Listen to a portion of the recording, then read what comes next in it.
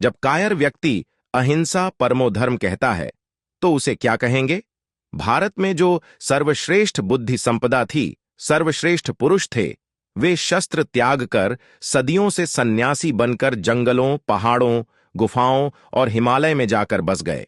जो लोग संसार में रहकर सर्वोत्तम योगदान दे सकते थे, जो सक्षम और सामर्थ्यवान थे, जो ज्ञानी थे, मेधावी थे, प्रबल और प्रतापी थे, उनमें से बहुत बड़ी संख्या में संसार छोड़कर मोक्ष प्राप्ति को चल दिए। जिनकी जरूरत संसार में थी, उन्होंने संसार और गृहस्थी छोड़कर वनवास किया, गुफावास किया, हिमालयवास किया, ध्यान किया, साधना की और न जाने क्या क्या किया। यहां देश में, शासन में, समाज में बड़ा खालीपन उत्पन्न हो गया। परिणाम स्वरूप वीर पुरुषों की संख्या बहुत कम हो गई। केवल 3-4% क्षत्रिय वर्ग शस्त्रधारी रह गए। बाकी सब अहिंसा के नाम पर कायर और पलायनवादी बन गए। इस पलायनवाद को, इस कायरता को हमने सुंदर सा नाम दे दिया, अध्यात्म, धर्म, मोक्ष मार्ग इत्यादि। हमारा चिंतन, हमारा दर्शन, हमारा मार्गदर्शन इच्छाओं के विरुद्ध रहा, महत्वाकांक्षा के विरुद्ध रहा, ऐश्वर्य, सत्ता, वैभव, समृद्धि, धन के विरुद्ध रहा। हालांकि वास्तविकता यह थी और आज भी है कि इनके बिना किसी का गुजारा हो ही नहीं सकता।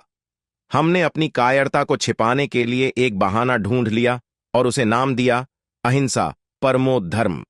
अफगानिस्तान से खैबर घाट और बोलन घाट के संकरे रास्ते से महमूद गजनवी से लेकर अहमद शाह अब्दली तक लगातार 1000 साल कई सौ लुटेरे आक्रमणकारी हिंदुस्तान में आते रहे और इस भारतवर्ष को अपने जुल्म, अत्याचार और लूट खसोट से हताहत करते रहे। उस वक्त अहिंसा परमो धर्म वाले कहां थे? उनका मार्गदर्शन जैसे को तैसा ईंट का जवाब पत्थर से वाला था ही नहीं और यह पावन भूमि अत्याचारों के कदमों तले कुचलती गई।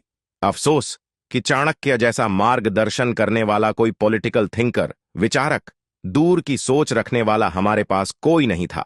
राजसत्ता थी लेकिन दूरगामी चिंतन नहीं था। पूरा समाज प्रखर, प्रतापी, प्रबल और महत्वाकांक्षी लक्ष्य से वंचित था। पूरा समाज जातियों और संप्रदायों में बंटा हुआ था। लड़ाकू वर्ग बहुत ही कम संख्या में था। फिर तो सर्वनाश होना ही था। वहीं हुआ भी। हमें कायरों वाली अहिंसा की कोई आवश्यकता नहीं थी, आज भी नहीं है। 1000 साल हम गुलाम रहे। हम गाजर मूली की तरह कटते गए। हमारी हजारों बहन बेटियां कैद पकड़ के मध्य एशिया के बाजारों में बेची जाती थीं। तब भी हमने अपना अहिंसा परमो धर्म वाला खोखला मुर्दा चिंतन छोड़ा नहीं। नालंदा को जला दी गई। वहीं उस जमाने की विश्व प्रसिद्ध विद्यापीठ तक्षशिला, नालंदा, वल्लभी, अवंती, काशी, विक्रमशिला का हुआ। 500,000 जिहादी आक्रमणकारियों ने सब अध्यापकों, विद्यार्थियों को काट डाला। पूरा ग्रंथालय जला डाला। अपनी सब विद्यापीठ इसी तरह आग और विनाश के हवाले की गई। हम अहिंसा का नारा तब तक लगाते रहे जब तक मस्तिष्क कटा नहीं। बहुत दुख और एक दर्द होता है यह सब कहते हुए। अहिंसा परमो धर्म की नहीं, तब आवश्यकता थी दूसरे मंत्र की। आज भी उस मंत्र की हमें सख्त जरूरत है।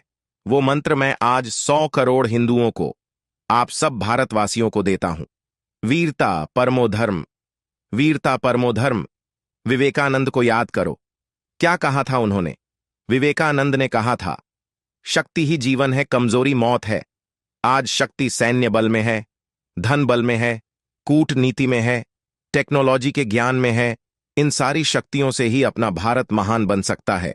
बड़ी बड़ी डींगे मारने से ध्वनि प्रदूषण के अलावा कुछ भी नहीं बढ़ने वाला। शांति काल में अहिंसा श्रेष्ठ है। जब पाकिस्तान अथवा चीन जैसे शत्रु सामने हो, तब तो वीरता परमो धर्म ही एकमात्र ध्येय सूत्र होना चाहिए।